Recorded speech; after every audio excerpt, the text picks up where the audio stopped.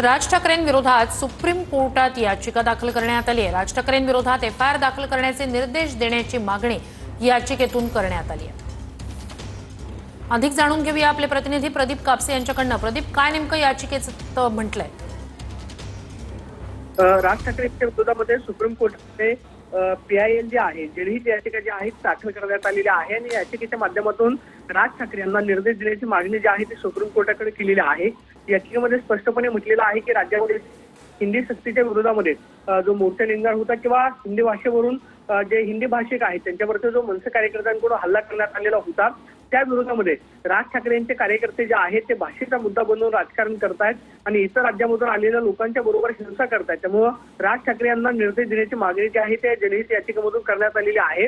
त्यांच्याकडून जे कृत्य होते ते संपूर्णतः संविधानाच्या विरोधामध्ये आहे आणि सुप्रीम कोर्टाने याच्यामध्ये हस्तक्षेप करावा आणि राज्य सरकारला त्या संदर्भाचे निर्देश जे आहेत ते द्यावेत अशा पद्धतीची जनहित याचिका जी आहे ती दाखल करण्यात आलेली आहे। सगळ्यात महत्त्वाचं म्हणजे की नक्कीच तुर्तास धन्यवाद प्रदीप।